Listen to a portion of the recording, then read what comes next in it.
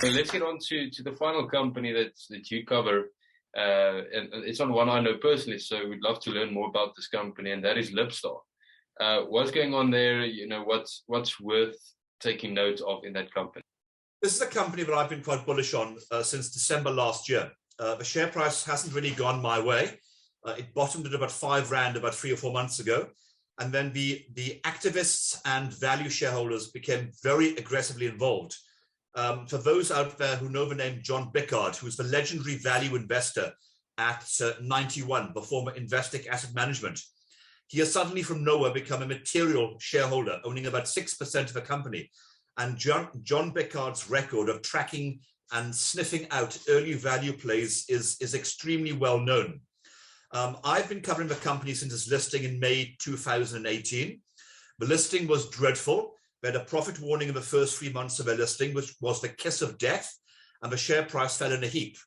And the market just didn't want to touch this company. But in my perspective, having covered stocks for such a long time, when I see the market shunning or being negative on a company, if certain things were to fundamentally change, to change the sentiment and perception regarding management and the company, the mindset of the market eventually follows. And if the share price is trading at extremely low levels and positive sentiment and a change mentality suddenly swirls around that company, to me, it becomes very interesting. Now, for those that don't know Libstar, it is a conglomeration of food and food manufacturing businesses involved in contract manufacturing. What that means is it makes goods for other people. So if you're buying, let's say, dry goods or house brands at Checkers, Pick n Pay, the Spa, or particularly Woolworths, it's probably supplied by Libstar. For example, they make all the hot cross buns that Woolworths sells. If you're eating a chicken schnitzel at Woolworths, which incidentally is the third largest selling product inside Woolworths, imagine that, the third biggest selling product inside Woolworths is chicken schnitzels.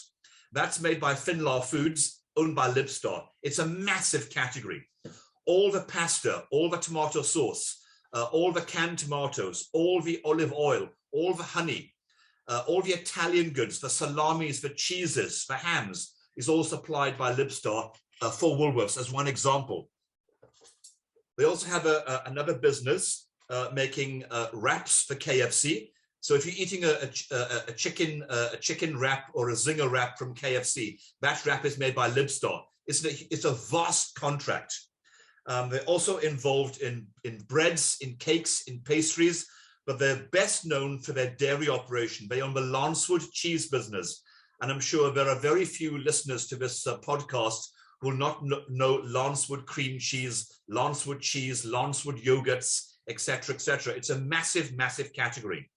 So that's what they basically do with a market value of about 4 billion rand. Now, it's 38% owned by a private equity company whose mandate is they have to exit that stake by the end of 2023 because their 7-year mandate is up. Now, given the recent earnings of Libstar, the interim earnings were up 14% to about 36 cents a share. They will probably do about 85 cents in earnings this year. Now, if I bring up my basic simple calculator, based on the current share price, it's probably trading on a P of around 6.5 to December 2022. Now, if you were a private equity company, you would be buying this company hand over fist because there is no way that you could currently agglomerate and recreate Libstar of the same valuation rating the market is currently ascribing to this business. You could not buy a company which is a dominant provider of certain goods to Woolworths. You could not buy one of the country's largest specialized bakery businesses. You could not buy one of the country's largest specialized food services and or meat producing companies. They also have a very large export business called Cape Herbs and Spices that exports sugar, that exports salts, peppers, herbs, spices, as the name suggests, to an international client base. With a recent transaction they've just bolted on, that's a 1.5 billion rand a year export business. You could not replicate the underlying constituent parts of Libstar for the current valuation. So my view is it is highly undervalued. And because of a stigma of the awful listing 4 years ago, the company is ignoring a quality company. But Camisa, 91 and others have started buying the stock because they see one of the cheapest value-orientated food companies listed on the JSE. Now, it's not going to happen overnight, but as the earnings momentum starts to come, and also announced this week, there's a new CEO. So the old CEO and the old management that actually engendered a lot of the negativity by the market in the company because of the rubbish listing, are now just gently retiring into the sunset, and a new management team are coming on board.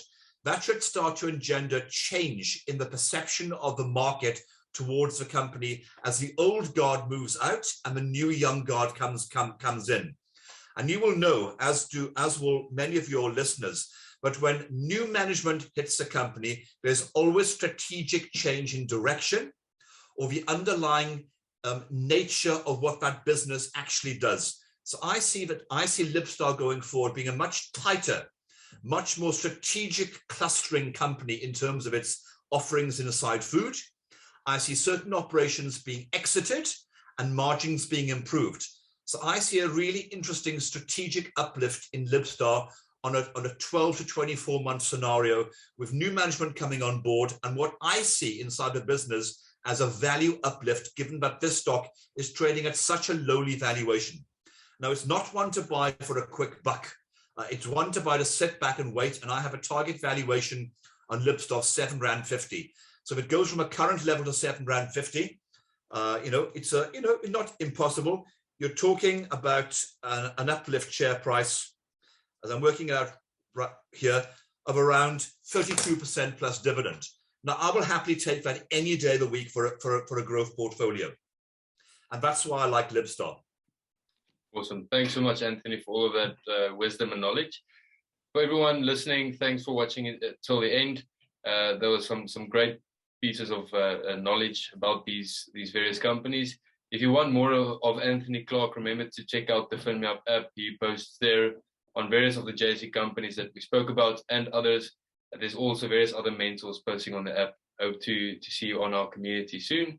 Thanks so much, Anthony. It's always great learning from you and being informed from all your hard work. Thanks so much. Thanks, Higgo.